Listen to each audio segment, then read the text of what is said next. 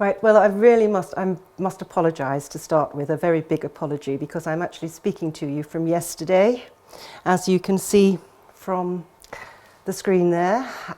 Due to a mix-up in my diary, I am here for the conference on Saturday, when the conference actually happens on Sunday. And they very kindly agreed to let me film my presentation. I shall do it, and I'm so very sorry, it's entirely my fault. That I can't be with you today because I've got this horribly tight schedule, and I have to be in London by this evening. So I'll get on with what I was going to say, although I'm finding it quite difficult to remember at the moment, so I hope you'll put up with me. And that basically I come not from a background in child development, which I think most people assume I do. I come from a background in literacy. I'm a specialist in the teaching of English grammar. And until 20 years ago, that was what I was most interested in. But nearly 20 years ago now, I met this lady. She was a speech and language therapist working in Manchester. And her specialism was small children's listening skills, which doesn't usually interest me hugely, but because I was writing at the time for the Times Educational Supplement, I'd been sent to interview her. She'd been doing a long-term research project on how well 9-month-old babies could tune in to their mother's voice. And she found when she started in 1984 that a fifth of them in inner city Manchester were having difficulty doing that. And she explained to me as a speech and language therapist that this meant that those children were in danger of language delay, because it's in those first 9 months when the baby's hearing its mum and its dad talk that it picks up the sounds of its native language so that it can begin trying and experimenting to make those sounds and eventually say words itself. Well, a fifth of them seemed rather a lot to me, but then she told me how many were now failing to do it. In 1999, it had actually doubled. And I stood in her office in Chiswick with my little reporter's notebook and said, "But that's really worrying." And she said, "Yes." And I said, "But why?" And she said, "Well, I've been thinking about it. And I don't think it's just one reason. I think there's lots and lots of things coming together that's affecting the way children and their parents interact. For a start," she said, "there's a lot more noise in the world. Every day, more traffic outside. So the world is becoming noisier. But the interaction between parents and children has changed. For instance," she said, "why do all the pushchairs face the wrong way?" And that was the point at which my life really began to change, because I thought about it, and yes, if a little baby is going to tune into its mother's voice, it really should be looking at her. And yet pushchairs now face outwards. And I'm a mum. I became a mother in 1986, and I bought a pushchair that faced outwards. And I suddenly thought, oh dear, I bought the wrong pushchair. Anyway, she continued. Indoors, she said, at the beginning of the 80s, we got, for the first time, all-day television. And it may come as a surprise to some younger people in the audience, but until about 1980, the television only came on in the evening. Anyway, from then on, TV happened to be on in most houses all the time, so constant noise from the television. And mums would be looking at the television rather than at their baby. And then she said the final thing, which was, until recently, she said, the only way that a mother could comfort her baby if it was fretful, or entertain it if it was happy, would be to pick the baby up, look at it, smile, make faces, talk in that exaggerated voice that parents use. "Oh, you are a lovely baby," you know, sort of exaggerating the sounds, and probably sing old nursery rhymes, old songs that came back into your memory from your own parents. But she said round about 1980, that changed too. We got video, And now mums can pick up their baby, give it a cuddle, put it down and turn on an electronic babysitter. She said, I have a horrible feeling that in the early years of the 21st century, about half the children in this country may be finding it difficult to tune into their mother's voice above the noise of everything else that's going on. Well, the awful thing for me was that everything she said was according to what I've been hearing while I was out talking about literacy to teachers. It eventually led, by 2006, to me writing that book.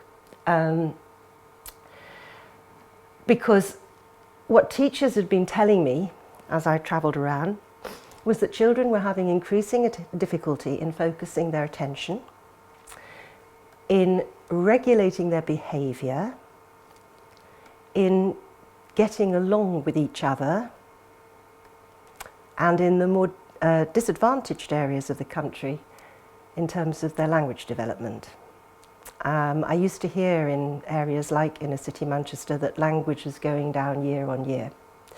And indeed, by the time I'd finished my book, proof of Sally's prediction was there. There was a survey by the speech and language charity ICANN in 2006, which found that in disadvantaged parts of Britain, 50% and upwards of children were coming to school with significant language delay. In fact, Stoke-on-Trent won that year, I think, with 84%. It's led to huge changes in terms of what people are doing in early years in primary schools and in nurseries, because there's a lot more work now in terms of language development, but doesn't seem to be changing in general. We are expecting many children to turn up at school less ready to learn than they were in the past. The book took so long to write because I actually ended up looking at an awful lot of changes in children's lives. As Sally said, it wasn't just one thing, it was lots of things. I ended up finding experts in all the areas there on the screen and interviewing them about were there ways in which children's lifestyles had changed that they knew about that could affect concentration, attention, behaviour, and so on. And indeed, in almost every chapter, it seemed as though there was something or other that could have been having an effect. I've just finished revising it. We've updated it for sort of 10 years on. And I think some things have improved a little, but on the whole, the general drift has tended to be in the same direction. And I always find myself going back to those push chairs. Very early on, when I was researching toxic childhood, I actually investigated pushchair design. Why do they face outwards? And it turned out that during the sort of 60s and 70s, the manufacturers had wanted, well, the consumers, parents, wanted lightweight fold-up pushchairs because they wanted to be able to put them in the boot of their car or carry them easily upstairs or onto buses. The manufacturers had investigated how to make one, and in order to make one that was both safe and cheap, the dynamics of the design required the baby's bottom to face towards the pusher. And almost overnight, the pushchairs of Britain turned to face outwards. 3 reasons: cost, convenience, and safety. 3 very important things in a consumer society. We've turned over the last 30 or 40 years into a society which is driven by consumerism, and that is what drives the things we have, the changes to our lifestyles. But nobody's actually thought about what the babies need. Basically, babies still need what they've always needed. And we know that that's a combination, that the way that they'll grow up, the people they'll become, is due to a combination of nature and nurture. Most neuroscientists now say they reckon it's about 50-50. 50% of what we become is just us, the way our bodies have just grown. way our genetic inheritance has made us. But the other 50% depends on our unique environmental experiences, the things that happen to us, and particularly in our early years. The first 7 years of life are particularly critical. That nurture and nature, I've come to the conclusion there are two really essential ingredients if children are going to grow up bright and balanced and with all the potential that we want them to have. And they're two very simple things. Not surprisingly, they haven't changed for millennia. They are love and play. Love from parents who care for them and make sure that they get what they need in terms of their food and somewhere to sleep and clothes and somewhere warm and being safe, but also give them affection and kindness and listen to them and show that they're loved. And play, which comes from the child. Play is a totally natural human experience. It is something that children are driven to do. It is indeed their inborn learning drive. And children will play if we give them the chance. The only trouble is that nowadays there's another thing that matters so much more, very often than both of those things. It's money. And love and play are both free. So we haven't heard a lot about them in the last 30 or 40 years. Usually in psychological circles, the relationship between parents and children, the love that parents show children, it's known as attachment. The baby attaches and a bond develops between the carers, the parents usually, and the child. But one of the things that scientists are now finding is that rather important to that attachment is what's called attunement. That's sort of summed up as the process of focusing in on your child's vocalizations, facial expression and body language in order to understand what the child wants, needs and feels. It's tuning in to the baby, just as the baby has to tune in to the parent.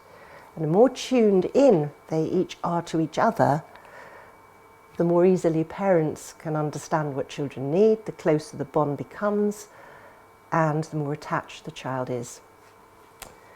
And positive, healthy attachment is probably one of the greatest gifts any human being can get. And here it is starting off. I love that picture, and when I show it, people very often laugh or smile. And I think the reason is that actually that is play. It's love and play together, the two things both happening at once. The baby's playing with mum, and mum's playing back. The science of it is that we're all born with a mass of something called mirror neurons. We're desperate to imitate, and you can imagine why a small baby wants to imitate. It's learning how to be a person. It's in the world at last, and it's finding out what to do. And mum just seems to know instinctively that that's the response. You imitate back, and you vocalize, and that's the tuning in going on. So play from the moment a child's born is how that child becomes human. And I'm afraid I try very hard to work entirely on scientific facts that I glean from the many experts I interview, but I try to sort of simplify it a bit sometimes, and I've now got play down to two main types. I've decided I'll call them social play and material play. But you just saw the beginning of social play is imitation, and out of it comes communication. Children learn their communication skills through those close interactions with other people. They do not, in the first 16 months of life, they do not learn them through watching a screen. They learn them through their real life interactions. And I have to say, it's really important to remember it's not just talking. About 75 to 80% of human communication is non-verbal. It's to do with eye contact, with facial expression, with gesture, body language, tone of voice, context, all sorts of things. And that's why it is a shame that I'm not there today, because just actually being in the same place as someone makes a communication much stronger. it's through all this communication, this learning to read each other's faces that babies do, that we develop what's known now as sometimes as mind-mindedness. Some people call it theory of mind. This is a natural human ability. We all have it, but it has to be sort of triggered by our social experiences. And it's that recognition of yourself as a conscious thinking person and the recognition that everybody else is a conscious thinking person as well, and that you can communicate between each other. It's one of the great strengths of our species because we are social. And out of it, of course, also comes our capacity for language, the supreme human achievement in many ways. But along with all that play that's going on between parent and child and other adults and children, children as they get a little older, it's usually not until they're about 2 or so that they begin playing with other children. There's also the play that they do with the world. They're dying to find out about the world as they're born. They immediately want to explore, and they want to explore it with all their senses. Being able to see it, being able to hear it, being able to touch it, feel it, smell it, taste it. Babies do really quite like trying everything for taste. And it's desperately important that they get to move about and do that, because that's how they learn to control and coordinate their bodies. And I don't need to speak, I don't think, any more about that, because Sally Goddard-Blythe is speaking here for me tomorrow, for you today, and that she is probably the greatest national expert on that subject. If children do not move in order to play, there are going to be long-term consequences. One of the things that happens as they gradually explore their environment is they start picking things up and starting to use them as tools. Usually a child will start by turning something into, say, pick up your glasses and turn it into something else. Broom, broom, broom, broom, broom. Playing with something and just seeing it differently, because through their play they've changed how they feel about it. I mean, we've done this in the past, in our remote past. We must have sort of looked at a stick and thought, you could use that as a hammer or a prop to hold up a construction, or a lever to dig something up, or even a weapon. This again is an incredibly human ability to be able to use tools, see them as something else, and it's the beginning of our capacity for symbolic thought, to think in symbols, which when you think about it is what we're doing with language. We're using symbols to think. And from that, all human ideas, intelligence, education, everything is built, our capacity for symbolic thought. So this play, mingled with love in the early stages, first couple of years of life, is incredibly important. And I've given the impression, I think, that there's a sort of sequential development. I think it's very much more jumbled than that. Brains are not simple things, they're very complex. And it carries on. We carry on developing all those capacities right the way through childhood, by practice. So play is a very serious business, and it's very difficult to define, actually. But that's the definition these days used by play workers, that it's chosen by the child, that the child is directing it, that it's what's called intrinsically motivated. The child's doing it because it's genuinely rewarding for them. They find a great pleasure in doing it, and it's actively engaging. And over long experience, I've interviewed probably thousands of people now on this, and I've discovered that most people, their favourite remembered play happened outdoors. Not surprisingly, because that's where we developed in the first place to live within nature. Most remembered play is also social, which again isn't surprising because we're such a social species.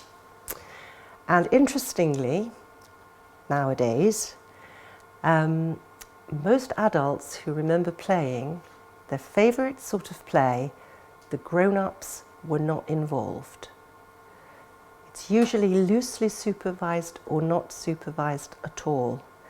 If I had threepence for every time I've heard the words, "We'd be off on our bikes for hours on end and come back when we were hungry," I would be a very rich woman. Children like to personally direct their play, not have other people do it for them. And finally, most remembered play does not actually involve much in the way of toys or sort of manufactured equipment of any kind. It's making dens.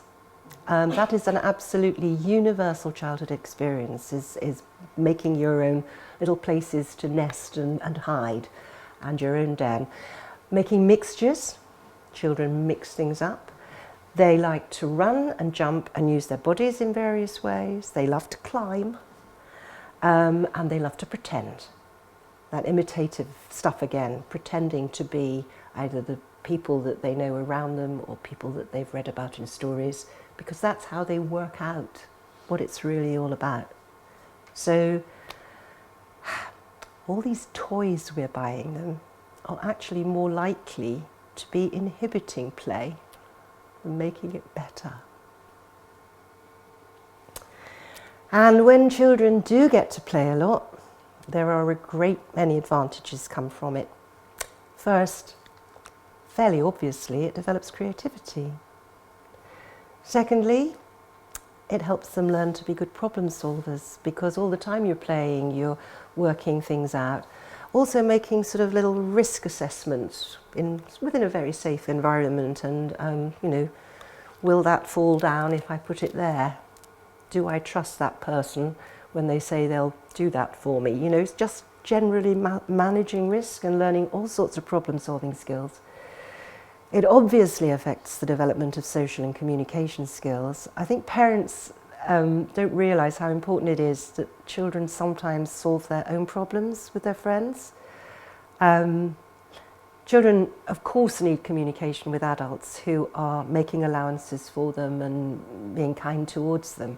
But they also need to learn how to cope with their peers who perhaps are not going to make allowances and not be kind, because you've got to find out how to deal with life when it isn't absolutely wonderful. And actually, I think outdoor play is particularly helpful for that, because if you have a bit of a squabble or a falling out outside, it's much easier to move away and find something else to do and let your bruised ego recover than it is when you're inside and upfront and personal. That term, self-regulation, children being able to regulate their own behaviour and manage their own feelings, is a vital development. If children can't do that, they could have problems lifelong in terms of emotional problems. A love of learning comes from being allowed to play, because that's that intrinsic motivation. If you're allowed to explore and you keep getting the rewards, you'll want to explore more. And finally, resilience. At the moment, we have an absolute epidemic in this country of child and adolescent mental health problems. The clinicians tell us that they are unable to cope with the number of referrals. And part of this is probably due to the fact that many children are perhaps less resilient than they have been in the past. Resilience is our ability to cope with stress and adversity. Like everything else, it's about 50% inborn and about 50% developed through one's experiences. And according to the Harvard School of the Harvard Center for the Developing Child, the things that help us become resilient are these. You can see how attachment is important there, the relationships you have with parents and how those positive relationships affect your self-confidence. But it's also that you have to feel confident in your own strengths and abilities. So having played and managed to cope and do things for yourselves matter a lot. You can see how play affects self-regulation, communication and so on, and planning and following through and adapting behaviour. So love and play to me or at the bottom of resilience, or as they are at the bottom of everything else. And I'm not saying that people don't love their children any more than they ever have. I think parents love their children as much as they have loved them throughout the centuries. But I think our lifestyles are making it more difficult for us to spend time tuning in. And I think we're being told constantly that the best way to show love is to buy things, and that play is something you buy in the shops. It's not true. So getting back to those things I was talking about that teachers had been saying they were really noticing were lacking in children back in the 1990s, seems to me that it's to do, as Sally said, with not one thing, lots of things coming together. Lots and lots of changes that have happened very, very quickly and are particularly affecting children in the first 7 years, because that's when, by the time they're about 7, the way their brains are regulating executive functions is beginning to look more adult. So it's those first 7 years that are so important, and actually it's not that we haven't always known this. As well as scientific information, I've also over the last 10 years gathered a lot of ancient wisdom. The Greeks and the Romans, for instance, didn't insist that their children started school until, well, they're boys, the girls didn't get to go to school, until they were 7 years old. Before then, they played and stayed at home. The Prophet Muhammad, I was told at the first Islamic conference I ever went to with Fatima Doyen, the first 7 years are for play, the second 7 for discipline and education. I've discovered since that the Japanese have a similar sort of saying, and people tell me there are proverbs of this kind. Native Americans and Aboriginal Australians.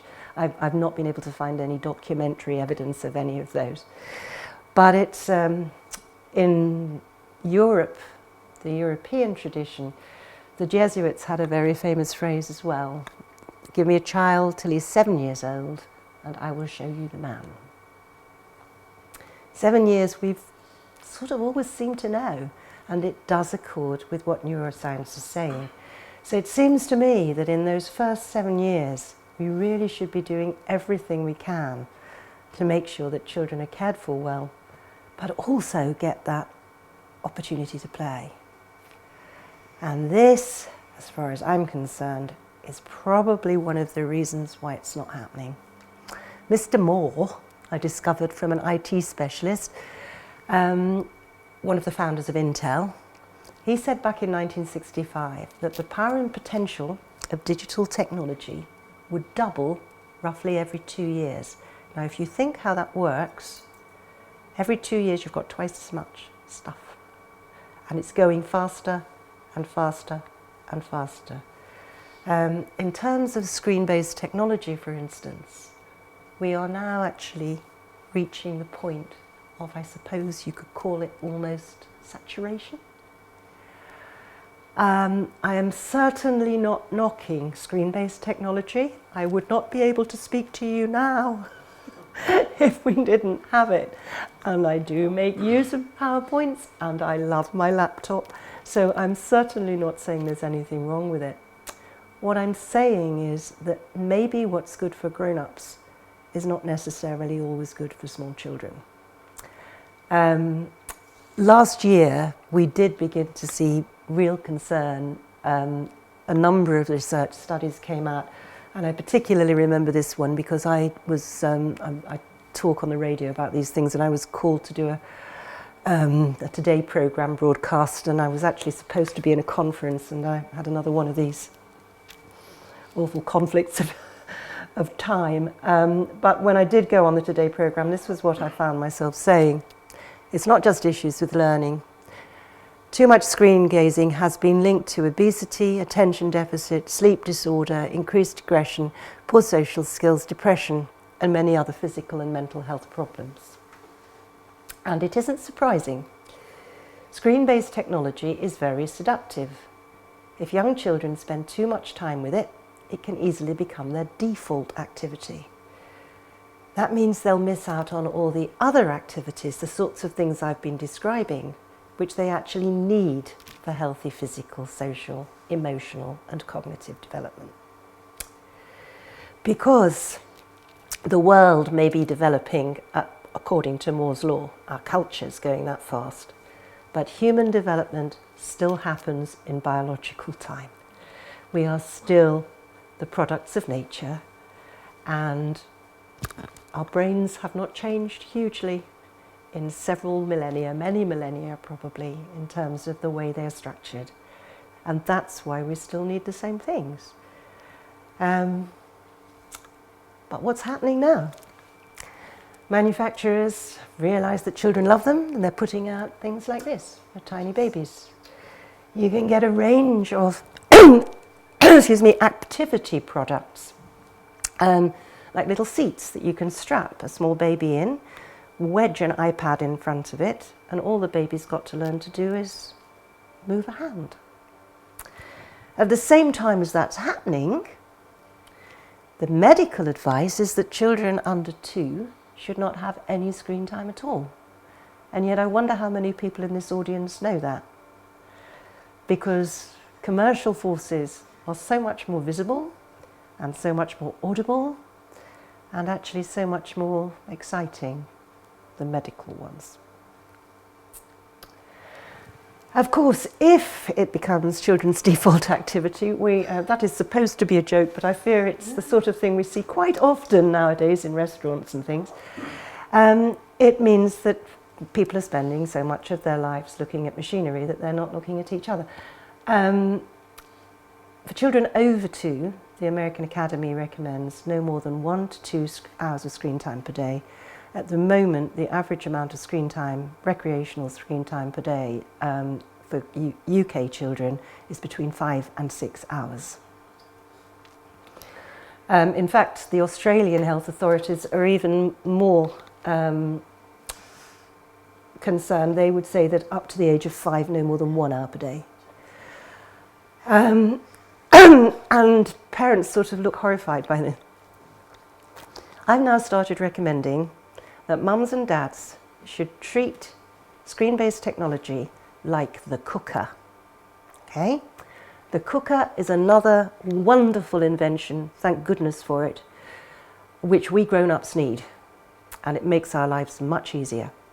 But would you let a 2-year-old anywhere near it? So, you keep very small children away from the cooker because we know it's dangerous. And then as they get a bit bigger, you show them it, you show them how it works, you tell them how dangerous it is and that they've got to know all the safety rules before you use it. You demonstrate its use, you let them gradually help you. Eventually you show them how to do things, you let them help you put the biscuits in, stir the soup, do all sorts of other things, and perhaps by the time they're about 8, you might feel brave enough to let them make beans on toast all by themselves. And by the time maybe they're in their teens, you might have someone to help you do dinner duty. But it's a question of initiating children into the world of adults, and some things we've just not got to grips with yet. Can I just mention that Steve Jobs, Mr. Apple himself, would not let his children have iPads. Many other high-tech parents who know all about this sort of stuff are similarly very firm about it. One of the most flourishing schools in Silicon Valley is a Steiner school where the technology isn't allowed over the threshold. Because people who do know about ICT actually have got a little bit more information. I think we've really got to start thinking seriously about this. It's not just what children are doing when they're on screen, it's what they're not doing, and they're not playing, and they're not interacting with the real world. It's a little story that I think sums it up. Let me tell you the tale of the bedtime story. Someone sent me this. There we are back in 1950, that's when I was a 2-year-old, when it was absolutely normal for children to be read stories before they went to bed. Or told stories. My granny didn't read, actually. She used to tell me stories before I went to bed because it was the way you settled them down to sleep. Little ones you sang, and then as they got bigger it would be a story. But technology came into our lives, and eventually it was possible for the grown-up actually to leave a machine to tell the story. It's not as nice, is it, to look at for the child as having the person there. But perhaps as they get older, okay, they're still at least hearing the words. And actually the words of stories are really important for our development. I can tell you that as a literacy specialist. Here we are by 2000. It was the 1990s that televisions moved wholesale into children's bedrooms. Actually, there are nowadays, I've discovered with my update of Toxic Childhood, far fewer TVs in children's bedrooms because they've now got iPads and they're taking them to bed instead. In terms of sleep, the blue light from an iPad is closer to the face. It's actually worse for their sleep than it would be if there were a television there. It's doing all the same things, and it's possibly doing slightly more damage in terms of sleep. So I think my advice generally to families is, at least for the first 7 years of children's lives, keep it real as far as you can. That's where we were meant to develop by nature, and it's where we'll develop best. Obviously, we live in a world of screen-based technology, and we cannot completely deny our children access to it. But just bear in mind that it's a bit like the cooker. I think I just have to say that this is the sort of thing that's causing me the greatest grief at the moment, the extent to which commercialisation has actually moved in on childhood in the UK and the USA particularly. I've got two quotes that I'd like to show you because these ones make me really angry, and maybe it would make you angry too. The man who wrote the first book about kids as customers, a chap called McNeill, made this quote: "Kids are the most unsophisticated of all consumers. They have the least and therefore want the most. Consequently, they are in the perfect position to be taken." I think that's the language of war, actually, and I don't think it's appropriate at all when you're talking about small children. This lady is the president of a major advertising agency, and she tells us that advertising at its best is making people feel that without their product, you're a loser. Kids are very sensitive to that. You open up emotional vulnerabilities, and it's very easy with kids because they're the most emotionally vulnerable. I think what's happened with these people is they're so busy with their job, and their job is to make money, and their job is to, increase the proceeds for their company. It doesn't occur to them what they're saying. But essentially, if you're opening up emotional vulnerabilities in children, you're making them less resilient, less able to self-regulate. I also feel that I don't really think it's healthy for Toys R Us and Disney and so on to be involved in the way our children develop as much as they are, with their general feeling that shopping is what life is about, and particularly the gendered aspect of it, where girls are expected to be objectified and glamorous from a very early age, whereas boys, it's all tough and macho and edgy and cheeky. I did 2 books on this, incidentally, one on boys and one on girls, and I think it was through doing those books and recognising how targeted marketing is that I became so, I think you can probably see that it personally affects me.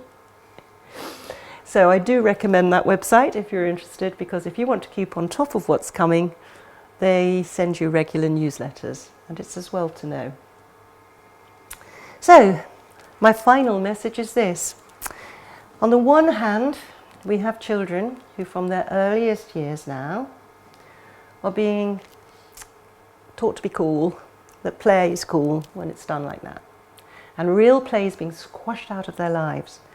But I'm afraid we're adding to it through our concern for their well-being by something else, particularly in the UK, particularly in England, because we're starting them in school at an increasingly early age. I think as we become more worried about our children, we think, oh, well, we better get them more educated, we better make sure that they're going to be all right because we want them to do well in the system.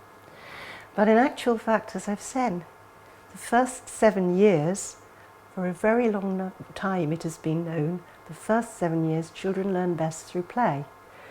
And by putting them in school, we're probably not doing them any favours.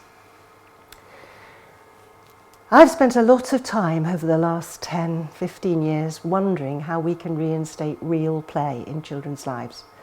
And these are my conclusions. I think, first of all, we need to convince everyone how important it is. Secondly, I think we have to make it clear that there's a big difference between learning through play, which is coming from the child, and what we think of as education, which is that direction from the adults. And very important, but not too much when they're little. Somehow we've got to find time and space for play in a screen-saturated, hyper-consumerist culture. And finally, and this matters to me a lot, we have to value the contribution of highly attuned carers who know when to back off because they're attuned to their child, know when to back off and let the child learn for itself.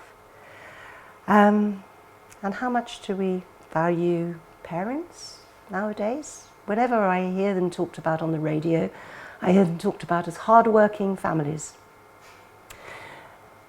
It's our work that defines us as a good person these days.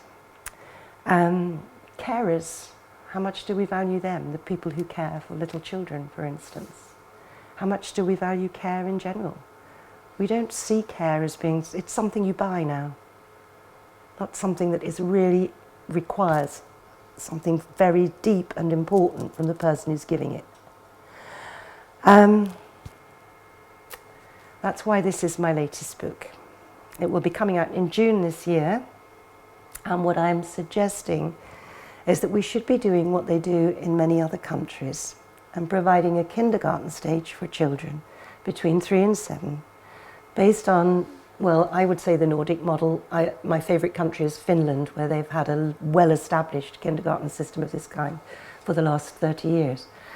And making sure that we're doing the best thing by our children. Obviously, parents do work now. Most mothers expect to go to work. So we do need to be providing care for children from the age of about 3. But it should be the sort of care that science, developmental psychology and ancient wisdom tells is the best for them. And so possessed by, am I by this, that I've also been involved in starting up a campaign in my home country of Scotland. And what's been really interesting and very gratifying is the sort of support we've been accumulating. We've only really just got going. And we're getting medical people, paediatricians. One of the people who wrote our Scottish curriculum is a member of our supporters group. John Carnahan there, very well-known Scottish policeman who sees the value of this from a social point of view. But obviously people from the world of play and schools, social people working in children's rights like Cathy McCulloch at the Children's Parliament, and down here at the bottom we've got 2 of the, well, Colwyn Trevarthen's one of the most best-known developmental psychologists in the world, and Suzanne Zeedijk is a very respected research scientist from the University of Dundee.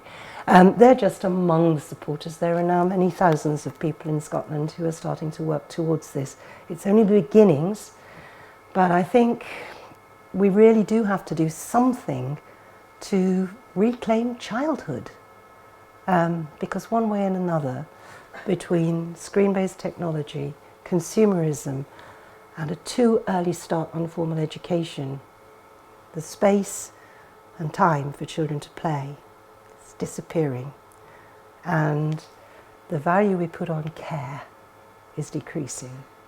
So, thank you very much, and I am so sorry that I am not there in person today.